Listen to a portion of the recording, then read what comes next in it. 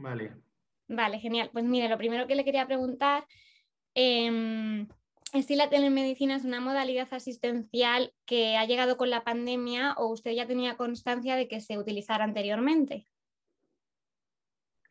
A ver, más que telemedicina me atrevería a decir que en muy poquitas partes de España en atención primaria se está utilizando. Creo que Cataluña y Cantabria, en Cataluña con la Meva Salud, han sido un poco pioneros en el tema de utilizar realmente lo que consideramos herramientas de telemedicina.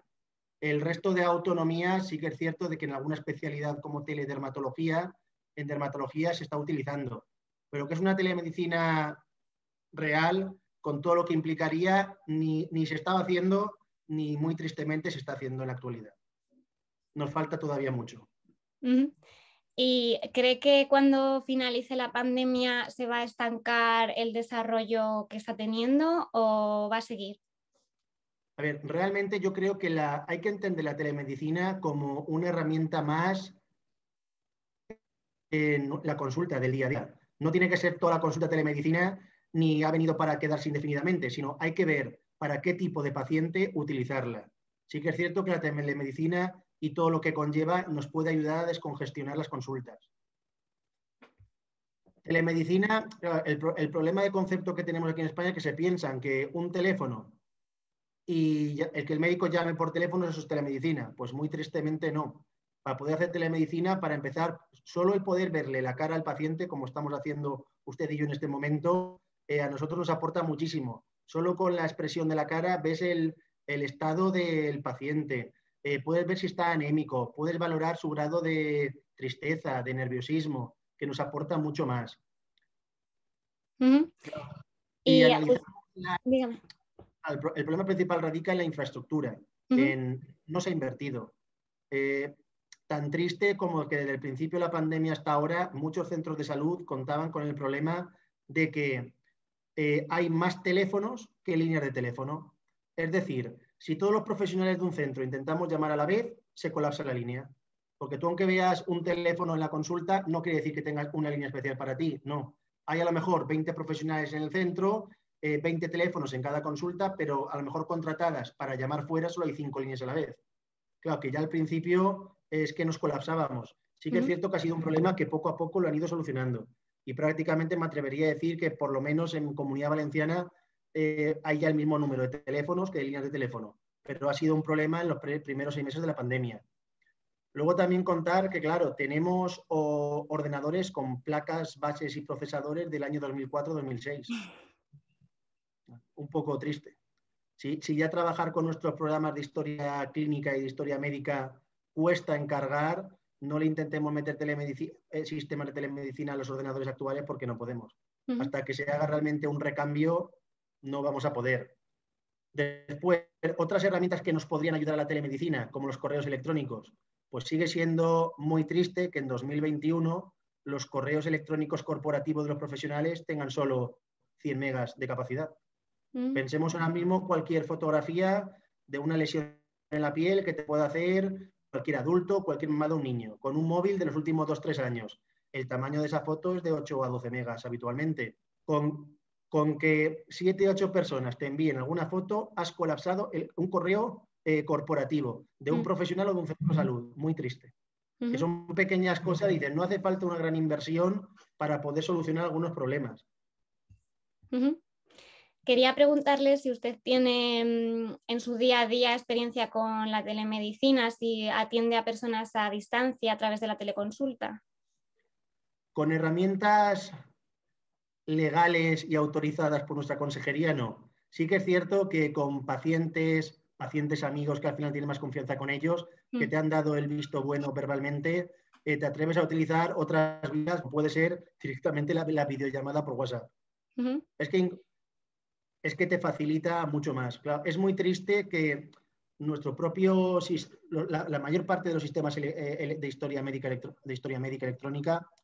Claro, tú, por ejemplo, quieras enviarle a un paciente una analítica de sangre, por ejemplo, una cosa muy habitual en el día a día. Tú realmente no tienes ninguna posibilidad de enviarle al paciente esa analítica. Uh-huh. Tienes que guardarla en un PDF, guardar ese PDF en otra parte del ordenador, abrir el correo electrónico corporativo y enviarla. Es decir, que desde el propio programa de historia médica no tengo un botoncito para poder enviarse al paciente. Que es que enviar cualquier cosa que pida el paciente te genera una cantidad de pasos innecesarios que al final se te come el tiempo de la consulta. Quien dice con una analítica, dice con una radiografía con cualquier cosa.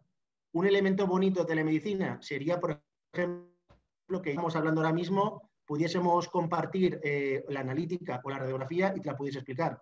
Eso sería telemedicina. Claro, que yo te la envíe por correo electrónico, pues es un poco triste. ¿Usted tiene constancia, aunque no sea de manera personal, de cómo reaccionan los pacientes más mayores, los ancianos, a la telemedicina? A ver, aquí tenemos un problema. Sí que yo siempre digo que hay un poco de barrera tecnológica, barrera generacional. Conforme pasen los años, las nuevas generaciones prácticamente son nativas, han vivido ya en un mundo digital. Les parecerá raro el tener que ir presencialmente al médico. Sí que es cierto que hay determinadas personas que hay que seguir manteniendo la consulta presencial. La gente mayor también, sobre todo cuando estamos utilizando el tema de telemedicina y más como la ejecutamos hoy día, que es con un simple teléfono. La gente mayor, hay mucho problema de sordera. No te entiende igual a través de un teléfono que mirándote a la cara y pudiendo leerte los labios. Lo mismo pasa hay gente, y más con la lista de esperas en las que nos vamos a meter después de la pandemia, cataratas, que a lo mejor hasta te ven en la pantalla. Claro que la tecnología no es para todos. Sí que es cierto que poco a poco con el tiempo, al ser ya todas las generaciones nativas, sí que ya la tendremos para todos, pero a día de hoy hay que saber cuándo utilizarla. Y dado que además, aparte de la brecha generacional que hay, también hay una brecha digital en el acceso de personas que no... Una gran aliada. Uy, disculpe, que no le oigo. Sí. Repítame. Lo siento. No, que lo que estaba... sí que es cierto que hay una brecha generacional que esa brecha no la podemos cambiar. Formar a los pacientes es complicado. Aquel paciente que realmente ni siquiera tiene un móvil con un móvil actual que solo utiliza el teléfono, es muy difícil poder empatizar con él y relacionarte en el mundo digital. Que realmente por ahora, pues bueno, se ha ido salvando el obstáculo utilizando llamadas, correos electrónicos con los hijos, pero realmente lo que te he dicho al principio, hay que ver para qué paciente es la telemedicina. Tiene que ser una herramienta más en nuestro día a día. Y al igual que todo el mundo, habitualmente las agendas siempre hemos tenido una parte de agenda administrativa, parte de baja, prolongación de tratamientos, otra parte que siempre ha ido más orientada a resultados de pruebas complementarias, de analíticas, de radiografías, de tags, y luego siempre había otra consulta más, o de urgencias, o consulta de pacientes presenciales que te he ido citando. Yo creo que a partir de ahora, y cuando pase la pandemia, volveremos a ver normalmente a la gente, pero sí que es cierto que sobre todo hay gente tú antes para ir al médico tenías que pedir un día en el trabajo para poder escaparte. No es lo mismo gastar un día que en el trabajo te puedas excusar 10-15 minutos y hablar con tu médico en una videollamada, en una teleconsulta. Que realmente creo que ha venido para quedarse y será un elemento más. Bueno, en algunas comunidades, como por ejemplo en la de Madrid, se ha prometido que se van a implantar las consultas online, pero no se han hecho ningún tipo de promesas reales de que se vaya a reforzar la atención presencial, la asistencia presencial.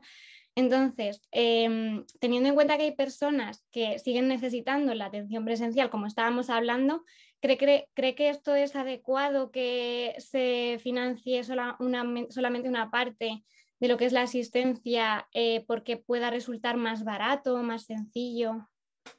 A ver, yo es que no creo, son dos cosas distintas. Es decir, tenemos que reforzar e invertir en telemedicina, en teleconsulta, porque realmente nunca se ha invertido. Si hiciésemos una encuesta, la mayor parte de profesionales seguimos trabajando con un teléfono, ni siquiera tenemos un pinganillo. Que te pasas 75 veces haciendo esto y hablando, más la mascarilla puesta, es insostenible. O acabamos todos afónicos además. Falta invertir mucho. Luego también otro problema real de ¿es más ágil la telemedicina que la consulta presencial? Es lo que te he dicho, hay que buscar para qué tipo de paciente y en qué momento se puede utilizar telemedicina. Por ejemplo, gente joven, gente en edades intermedias para el resultado de una analítica. Claro que tener que perder, te pones en la piel, muchas veces los médicos tenemos que empatizar un poco y cambiar el rol, es decir, ponernos en la piel del paciente. Tener que pedir un día solo para ir al médico, pues, es complicado, y más en los tiempos que estamos. Es más fácil excusarte, lo que hemos dicho, excusarte 10-15 minutos y poder hacer una videollamada, una teleconsulta. Después, el tema principal no es si la telemedicina es mejor que la consulta presencial, si es peor. Es una herramienta más. Lo que sí que es inasumible las cargas asistenciales que estamos teniendo. Por encima todos de 60, 70 pacientes. Es que al final no le puedes dar ni 10 minutos a un paciente, que es muy triste. Lo que hace falta es invertir más en profesionales sanitarios y que no se nos escapen, porque los formamos y viendo pues, los problemas que hay en España, muchísimo profesional migra al resto de Europa o fuera. También quería preguntarle por las zonas rurales donde no tienen un fácil acceso a lo que es la asistencia presencial. La telemedicina puede ser, digamos, una manera, una alternativa, ¿no?, de hacerles llegar la sanidad, pero aún así, ¿cree que no sería también necesario hacerles llegar la asistencia presencial de alguna manera sencilla? No. Hay que buscar un mixto, un híbrido. Está claro que a lo mejor puedes hacer con el paciente, tienes, no sé, una zona rural que el médico antes solo iba una vez a la semana, pues hombre, a lo mejor utilizando el tema de telemedicina puedes ir presencialmente una vez a la semana y la otra vez instruyendo a la gente en telemedicina. Claro, aquí teníamos también el problema del factor tecnológico. Están preparados tanto a nivel técnico, a nivel de infraestructura y a nivel de conocimiento los pacientes de la España rural. Y después es lo mismo. Si ya faltan profesionales en las ciudades, en las zonas rurales es normal que fallen, que falten más. Vale, también quería preguntarle ya por último, ¿qué tipo de soluciones se le ocurren para que las personas que no manejan o no tienen acceso a las nuevas tecnologías puedan beneficiarse también de las ventajas de la telemedicina, que son muchas? Aquí se podrían plantear muchísimos proyectos. Claro, por ejemplo, hoy día hay más personal de enfermería o de auxiliares que de médicos de primaria. Se podría un poco también en empoderar a la enfermera o al auxiliar, al igual que se enseña al paciente a insulinizarlo, a hacer controles de glucemias, al manejo del tensiómetro, claro, formar también al paciente, instruirlo en esta herramienta para poder conectarse con el médico, con la enfermera, con el profesional que necesite. Que digo que no todo tiene que ser la figura del médico, digo, tenemos figuras de otros profesionales, sobre todo en atención primaria, que en algunos momentos están un poco más descargados de faena que nosotros. Pues utilizar, por ejemplo, la figura de enfermería para eso.